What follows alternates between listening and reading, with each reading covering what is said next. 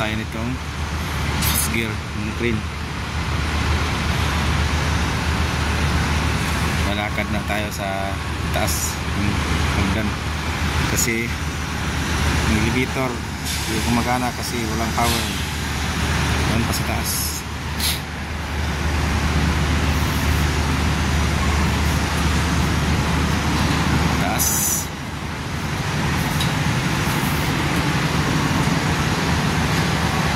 Yan yung Pilitor's cabin. Yan yung barko na sinubisyuhan po natin. Okay na, 75, pwede na mag-travel. Oo, makapos.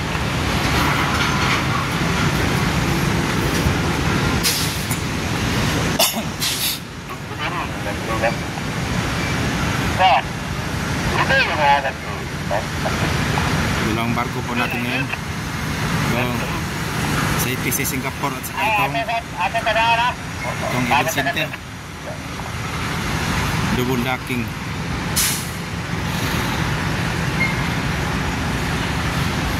Sa wakas, abot na rin tayo dito sa pinto ng machinery.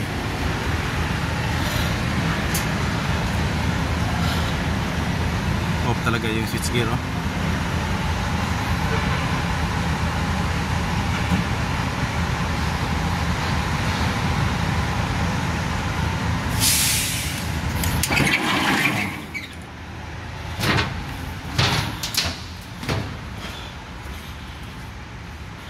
Dilim.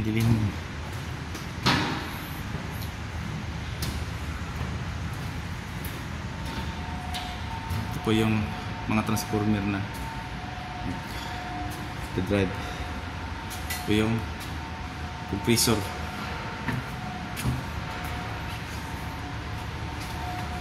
Ito naman yung mga switch gears.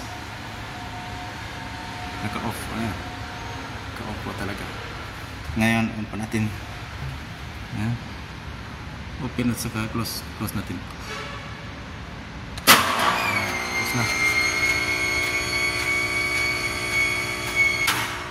Ito naman isa. Ayan.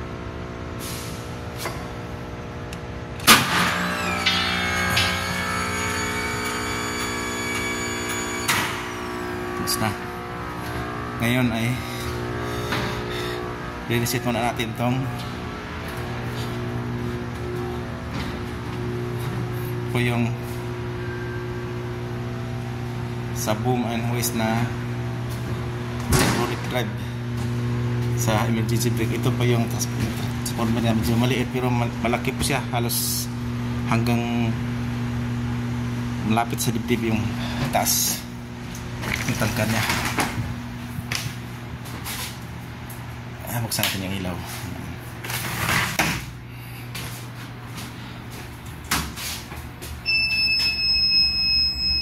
Ito yung sa motion day. Yan yung PLC. Yan, reset po natin. Yan, reset na siya. Meron na po yung power. Power na po siya. Yan yung mga PLC. Ito pa yung sa motion day.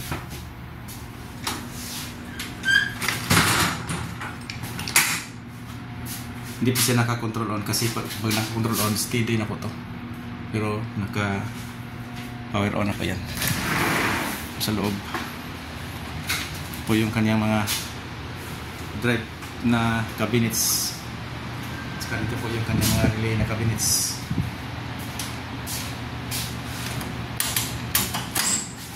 Ayan.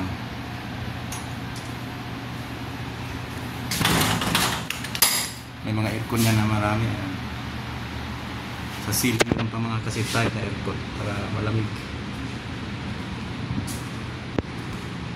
Ito yung control ng aircon. Hanggang dito na lang po at thank you very much.